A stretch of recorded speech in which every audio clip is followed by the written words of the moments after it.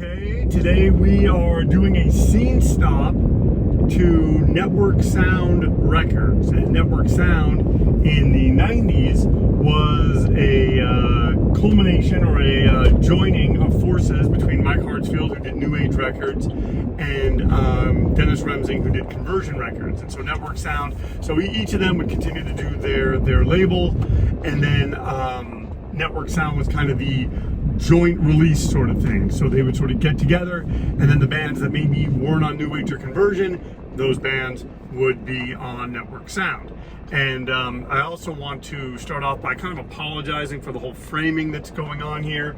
You know, let's be honest, I don't think people watching Addendum films, anything Unlimited, Addendum Films TV on YouTube, you're not watching it for the camera work. You're watching it because there's other things about the videos or whatever that are grabbing your attention, or that you're interested in, I should say.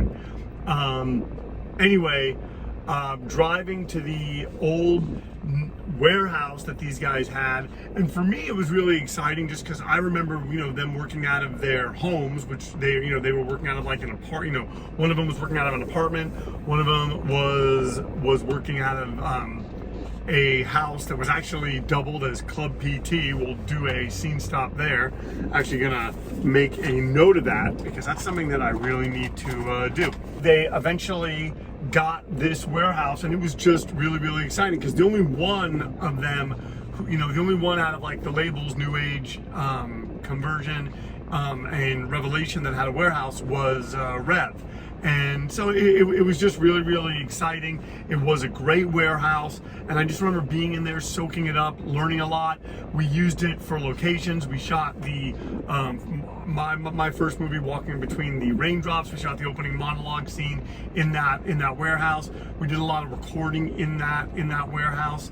Bands practiced in that warehouse. I got to sort of watch the day-to-day business happening in the warehouse, orders being pulled, Mike talking with bands, or Dennis talking with bands about being on the label, the contracts and all that stuff. It was just really, really interesting.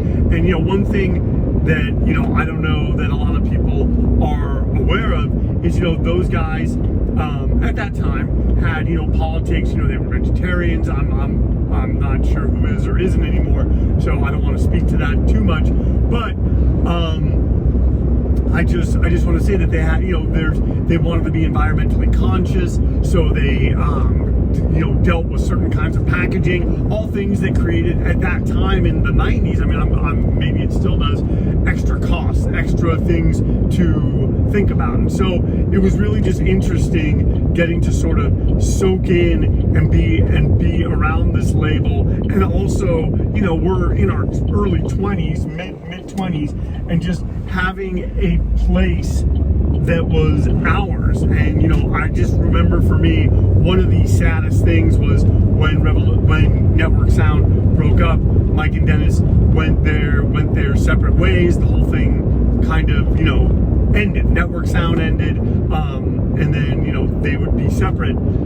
I just remember just kind of being sad about it. And I remember I had a dream. I don't know if I ever told anyone this. I remember I had a dream, and like I found a bunch of money in the warehouse that was going to be able to keep them solvent. I remember I declared that I found the money, and then I woke up and it was all a dream.